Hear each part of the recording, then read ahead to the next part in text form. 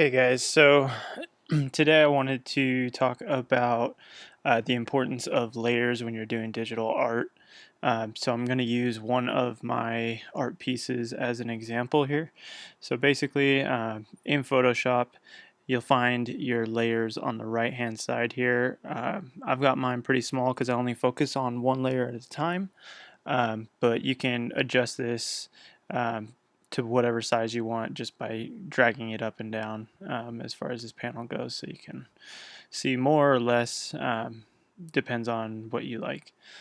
So when you open Photoshop, most of the time you'll either have a simple plain blank background, or you'll have a invisible background, which is when you see these checker boxes. It basically means there's invisible pixels there. um, so basically what I start with is, if I'm doing a like a black and white digital painting, I always start with a uh, deep gray background, and that's so when I do the highlights or anything like that, they show up better. If you have a white background, it's harder to judge what those highlights are doing, versus this dark gray, you can see the shadows and the highlights. Um, so once I have that down, next I kind of start doing my line work. So this is kind of the basic pose that I wanted to do. Uh, and here I kind of like target where light's going to be hitting, things like that.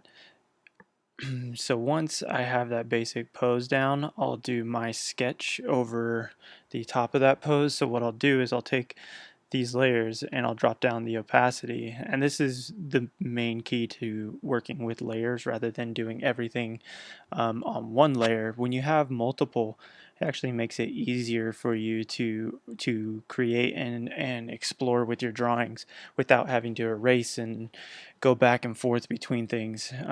It's just a way cleaner way of doing your process. So what I'll do is I'll get this down and I'll drop the opacity down to anywhere between 10 and 15, so something like that, and then I will draw over the top of it. So this is kind of the sketch that I came up with, and once this is done, I'll go ahead and turn off this layer. That way I'm no longer seeing it. So this is the skeleton pose that I kind of threw over the top of that warrior pose. So I wanted this like Archangel Grim Reaper type of guy here. So these are all really rough. I don't go super detailed when inking, just because a lot of times for me this will kind of change as I go along anyways, so I try not to get it so dramatic. Once I have this in, a lot of times I'll go back and I'll kind of update the background. So I wanted this to be smoky and spooky, so I ended up getting this, dramatic, smoky, blotchy background going. So next is me finally going into the line work here and starting to apply shadows and colors and things. So this is kind of what it ended up finishing up as far as the uh, shading and shadowing in of that line work. Um, Even this is a condensed layer. As I was working, I probably split this up into a few different layers, being, shadows on one layer, highlights on another. And then once I'm happy with it, I'll combine it and start working on top of that as well. And then I left off this scythe here just because I wanted to focus on it a little bit more with like texturing. So after that, I went ahead and added this scythe here, and I'll go ahead and get rid of my line work. So now I'm left with this nice clean image. Um, Even though it's multiple layers, it really kind of only shows up as this clean layer because you're only ever going to see the very top layer. And then lastly, I'll do my final touches of any effects or anything like that I'll throw on.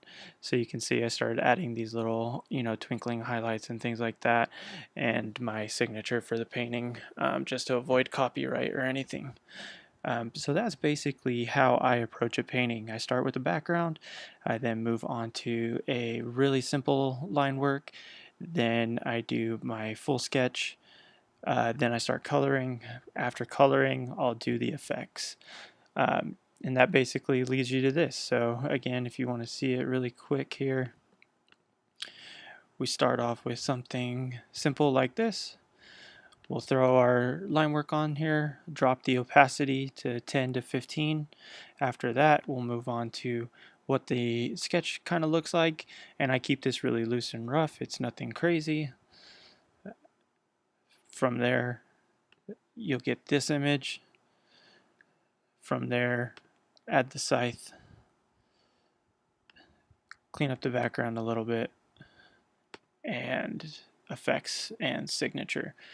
And that gives you this whole piece, this total piece with digital painting. So make sure if you're just starting out, don't just work on one layer, use multiple layers. That's the advantage of being a digital artist, is you have these additional tools that not only let you produce cleaner work than, let's say, traditional stuff, but it also it improves your workflow. So something that maybe would have taken you a couple days, if you're trying to do it by pencil, this is only going to take you a couple hours.